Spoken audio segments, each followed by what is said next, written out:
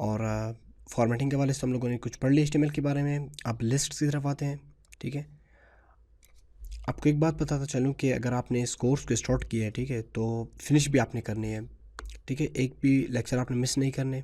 ठीक है, एक सक्सेस की एक राज मैं आपको बता रहा हूँ कि आपने कोई भी चीज़ आपने स्टार्ट करनी है तो उसको आपने ज़रूर फिनिश करनी है। ठीक है, एक लेक्चर को आपने स्किप नहीं करनी है, इग्नोर नहीं करनी है कि भाई ये चीज़ मुझे आता है, ये आता है मुझे, तो मैं दूसरा देख लूँ, तो ये बात नहीं चलेगी। आपने तमाम लेक्चर्स रेगुलर देखने, बेशक आपको आता है या ना आता है, बहुत से लोगों को आता है काम करना, ठीक है, लेकिन आपने लेक्चर्स को रेगुलर देखनी है अपनी। ठीक है, ये बात मुझे पहले बतानी चाहिए थी लेकिन अभी मुझे याद आ गया तो मैं आपको अभी बता रहा हूँ। और इस लेक्चर में हम लोग HTML के अंदर लिस्ट्स के ऊपर डिस्कस कर रहे हैं। ठीक है, अनऑर्डर लिस्ट के बारे में, जो ब्लॉक्स होते हैं जिसमें ब्लड्स वगैरह होते हैं। ठीक है, ब्लॉक्स नहीं बल्कि ब्लड्स वगैरह होते हैं। तो UL से आपने स्टार्ट करना है। UL अनऑर्डर लिस्ट बेसिकली होती है। ठीक है, और टेक्स्ट एडिटर जो होती है इसे खुद पेयर टैग है तो क्लोज कर लेती हैं। अब UL के अंदर आपने li इंसर्ट करनी है। li सपोज मैं यहाँ पे लिखता हूँ कॉफ़ी।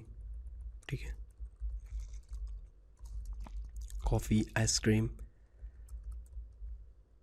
फिर li क्या होती है? लिस्ट आइटम, यानी UL के अंदर आपने फिर इन चीज़ों को इंसर्ट करनी है। टी सेव और रिफ्रेश। ठीक है, ये देखिए यहाँ पे ये आ चुकी है और ये ब्लड्स इसके साइड में आप देख रहे हैं स्क्वायर, अगर जूम कर ले तो ये आपको राउंड ब्लड्स मिल रहे हैं।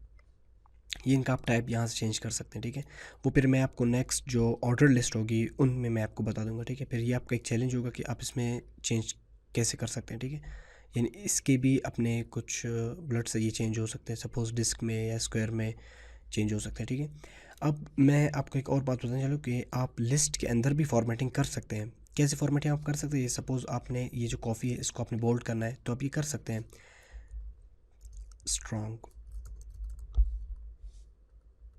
ओपन और क्लोज, सेव, रिफ्रेश। देखिए ये बोल्ड हो चुकी है। ठीक है, इसी तरह आप इसको, जैसा कि ये आइसक्रीम है ना, मैं इसको टैलिक करना चाहूँ तो EM,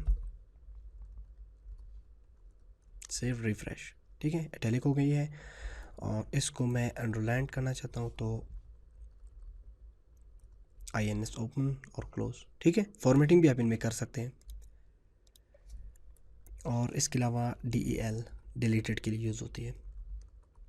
ठीक है, बात क्लोज, सेव, रिफ्रेश। ठीक है, तो ये आप, यानी हम लोगों ने अनऑर्डर्ड लिस्ट भी पढ़ लिया और इनके अंदर आप फॉर्मेटिंग भी कर सकते हैं। ठीक है, और नेक्स्ट लेक्चर हम लोग जो पढ़ने जा रहे हैं वो होगी ऑर्डर लिस्ट। ठीक है, यहाँ पे फिर यानी ABC में फॉर्मेट में आ जाएंगे या 1 2 3 फॉर्मेट में या रोमन काउंटिंग फॉर्मेट में आ जाएंगे। ठीक है,